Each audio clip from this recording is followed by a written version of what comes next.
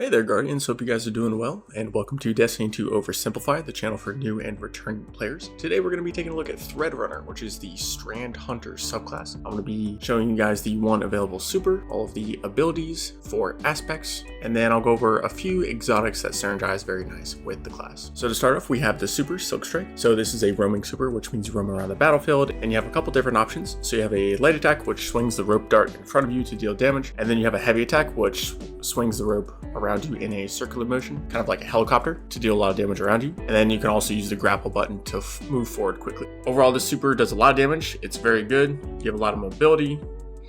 You get refreshed grapple grenades while you're using it. And there's the heavy attack.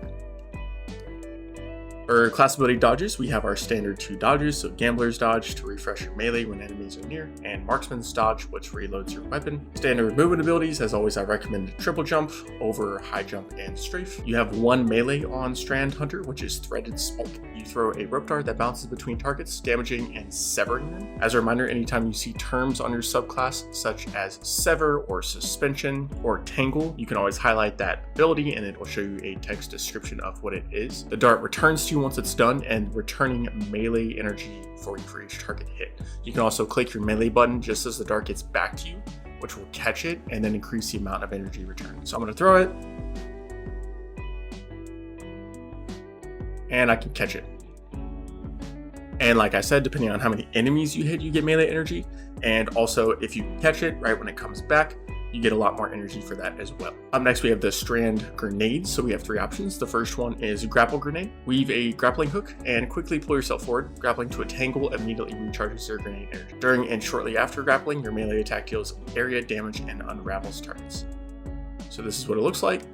Use your grenade and you launch yourself. It also creates a grapple point, which you and your allies can use. Additionally, while you're grappling, you can hit your melee button, which does a nice grapple melee, which does a lot of damage. Up next, we have Threadling Grenade, which is a woven projectile that reweaves itself into threadlings while in flight. And then you can see from the description that a threadling is a creature made of strand matter, and it'll basically seek targets and then attack them. This is what it looks like, and it spreads out, and then those will seek targets depending if enemies are near. The last grenade we have is Shackle Grenade, which you throw it and it'll suspend targets and create additional suspending sub-projectiles. Suspend is a really good way to do crowd control, or CC, basically making so your opponents cannot move, and it also stuns unstoppable champions. So I'll use it on these guys so they don't die after I use it.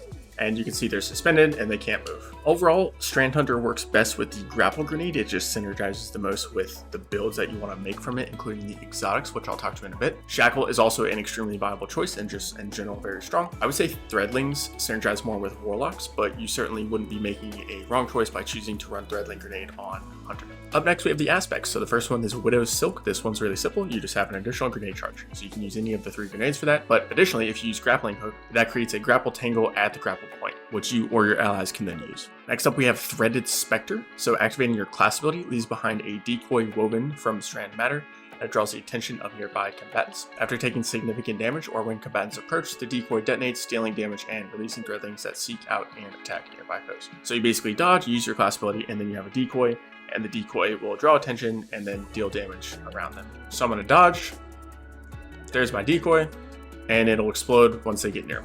Up next, we have Ensnaring Slam. So you activate your air move to consume your class ability energy and dive to the ground, suspending all nearby targets on impact. Using this ability extends class ability cooldown time. So for me on controller, this binds to B long press. B is what I would be using for my class ability, which is normally double press. On mouse and keyboard, it's whatever it binds to. So for me, it would be the middle mouse button while in the air. But this is a good ability, again, for more crowd control. CC, suspending is very good. I'm going to go in the air,